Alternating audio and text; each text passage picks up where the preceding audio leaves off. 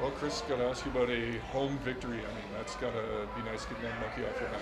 Yeah, I mean, I'm so proud for the guys. Just like last week, with the Hamilton win, we did what we had to do. It certainly wasn't pretty there late, allowing that score. It wasn't pretty, but we did what we had to do to win the football game.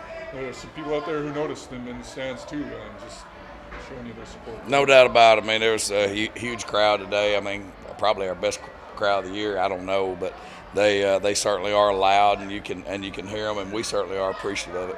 Just more importantly, that's two in a row now after the rough start you had in the first half. I mean, what do you feel has changed here? Well, I mean, certainly Trey's given us a spark, and he played really, really good football. I mean, he accounted for nearly 400 yards of offense. So, I mean, he's taking care of the football. Didn't have turnovers, and I just think that's probably one of the biggest indicators. Our offensive line's playing at a high level right now. We ran the ball, decently effectively, and we played pretty good defense for the most part. Because it doesn't sound like that was a 2-9 team when they're celebrating. Do you let them have a little fun with it? Well, I mean, they've never quit on us. They could have very well at 6 or 7 wins. There's other teams that don't play with the energy we play with, and more importantly, prepare and practice with. And so I'm just proud to let them, relax a little bit and enjoy themselves and get ready for the next one. I can't imagine you're going to miss questions about a streak or anything like that. No, I mean, yeah, it's about as annoying either way, So I mean, it's we feel fortunate to get out of here with a win tonight. It's a good football team. Again, Ottawa's, they beat some really good teams this year. I know they won 3 ball games, but they're a well-coached team. They've got good players, and I'm sure that they'll bounce back. What went right tonight, Chris?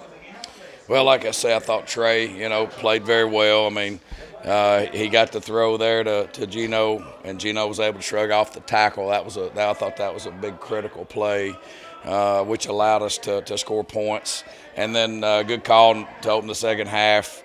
And we actually, that was dialed up for D. Mitch, and he ended up getting nicked up. So 85 came in. Cobb did a real nice job of completing the pass. So I thought that was two of the biggest plays. Defensively, you contained a pretty scrambled QB yourselves. How about that side? Well, I mean, every game you see him scramble around, and you look at him and you say, well, he's not overly athletic, but you see him like run up down the field on everybody.